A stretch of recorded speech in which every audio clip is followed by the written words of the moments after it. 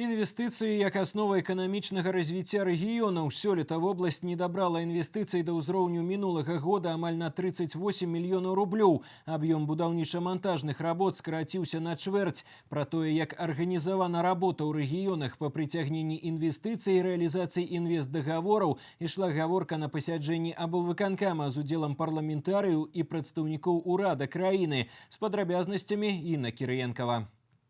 Объемы инвестиций скорочаются, замороживается реализация буйных и социально важных проектов, промысловые предприятия отчувают дефицит сродков на проведение техпереоснащения. Між тым, стратегию развития регионов вызначают мясцовые выканкамы. Кіраўнікі на месцах не займаются як след пошуком инвесторов и распрацоўкай инвестпроектов за лікам специфики регионов. Наяўнасцю земельных ресурсов, пустуючых будынкаў и кадрового потенциалу. Няма инициативы з іх боку, няма и прапаноў з боку потенциальных инвесторов. Если вы приглашаете инвестора, то работаете прежде всего проект самостоятельно, в том числе со всеми причастными службами, министерствами и ведомствами. Тогда у вас не будет ситуации, при которой 42% инвестиционных договоров в городах и районах было расторгнуто или не исполнено, 50% превышены сроки реализации проекта. Данная ситуация типична для каждого райгорисполкома. Чаму інвестор не ідзе ў глыбінку і ці толькі кіраўнікі раёнаў на месцах вінаваты ў гэтым? Да нет этих условий. Спросите у любого предпринимателя. Отвод земли полгода, так ли легко? Все эти 667 указ. Можно до 3 месяцев, так? А это в основном 3 месяца. Все эти подключения, энергетика, Госрайонадзор, санитарные врачи. Они поэтому не идут. Што рабіць і як выправіць ситуацию? У парламентарыяў сваё бачанне вырашэння праблемы. Директивно ничего не решается. Решается тиши кабинет, многие вопросы. И самое главное, если прямо вам сказать, самое главное, надо, чтобы председатель райисполкома сегодня лично формировал доходную часть бюджета. Это основа всего.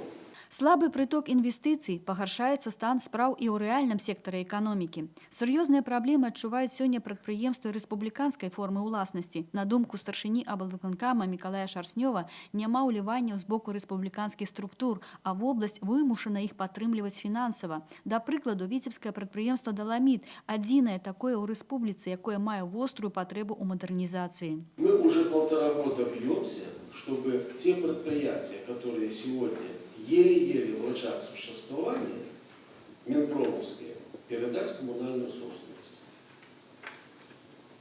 Решение практически устное есть, согласие есть. По сегодняшний день мы не можем это сделать, при том, что мы желаем это сделать. Без инвестиций не будзе і будаўнічых работ, а их поступлений у галіну постоянно снижаются. Отставание темпов роста к соответствующему периоду 2016 года допущено всеми формами собственности, вне зависимости от подчиненности. Сродкаў катастрафічна не хапае, у выніку пад пагрозай само існаванне і дзеяздольнасць будаўнічых арганізацый, асабліва ў рэгіёнах. Утрымацца на рынку ім складана з-за нізкай канкурэнтаздольнасці, высокага сабекошту аказваемых паслуг, і зараз па сутнасці вырашаецца іх лёс. Материально-техническую базу объединять, чтобы она не потерялась, создавать штат управления, подтягивать, наверное, уже пора проектные базы сюда, институт, чтобы он не болтался там и не драл деньги сумасшедшие по 10% от проекта, независимо от суммы и так далее. То есть надо консолидировать это все под единое руководство. Як заўважыў кіраўнік вобласці, сёння не варта чакаць дапамогі зверху, неабходна спадзявацца толькі на свае сілы. До 1 верасня райвыканкамам даручана прадставіць дакладны план работы па прыцягненні інвестыцый у рэгіёны. Усе выказаныя прапановы па развіцці раёнаў павінны будуць прайсці ўзгадненне да 1 кастрычніка з тым, каб можна было іх уключыць у дзяржаўную інвестыцыйную праграму.